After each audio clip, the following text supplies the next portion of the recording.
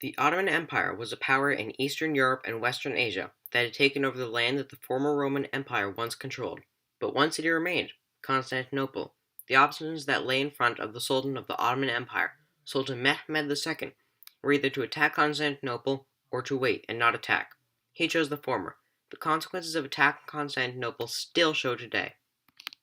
He wanted to conquer Constantinople for many reasons. Constantinople was as much a symbolic prize as a strategic one. Constantinople was a symbol of Roman power and authority. Conquering the glorious and immense city would allow him to claim the title as heir of Rome.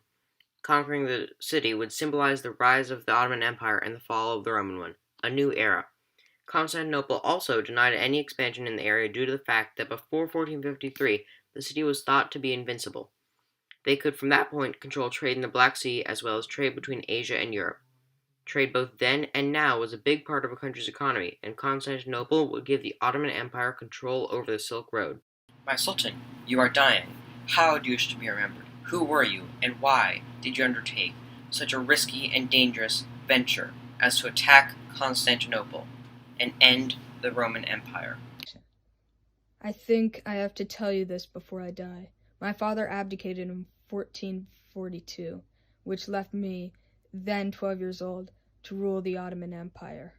This caused many European powers to join a crusade against my land. My father was urged to come back, but on his death, I ascended to the throne again, a second time, and immediately started strengthening the Ottoman's navy and planning how to capture the grand city Constantinople. I was inspired by the writings of Al-Kindi and Ibn Khaldun. Everything was being devoted to preparations for the conquest. My architects designed a new large cannon that would be used to crush the walls of the city. In 1453, I stood there, bravely with my troops, and personally led the final assault. It was a risky move, but I knew I would go down in history as the great Mehmed the Conqueror. The conquest left the door open for further expansion by further sultans. In 1453, giant Ottoman cannons started blasting the walls of Constantinople. The cannons took hours to reload, giving Byzantines time to repair any damage. The Sultan sent troops to assault the walls, however, they were easily repelled. The cannons continued to fire throughout the day as assaults were attempted at night. At sea, the Ottoman fleet was unable to surpass the chained ships of Constantinople, but miraculously, the Ottoman ships were carried across land or around the defending ships, displaying the Sultan's genius. The defenders lost in sea, the most crucial battle. With the defenders having to defend multiple sides, it weakened Constantinople's defense. The Ottoman military was far superior in numbers to the Byzantines. The city of Constantinople will fall in 53 days, and with it the last of the great Roman Empire. When the impenetrable city fell, it sparked an age of discovery, a new phase of the Renaissance, and years of conflict between the powers of Europe and the Ottomans. The fall of Constantinople sent shockwaves across Europe.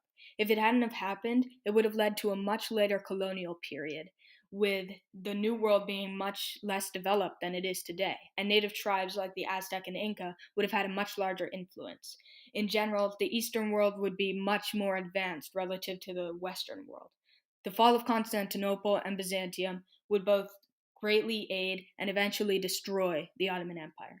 The decision to invade Constantinople got the Sultan the name Mehmed the Conqueror. This event is marked as the start of the New Age and would ultimately lead to unimaginable changes to the world.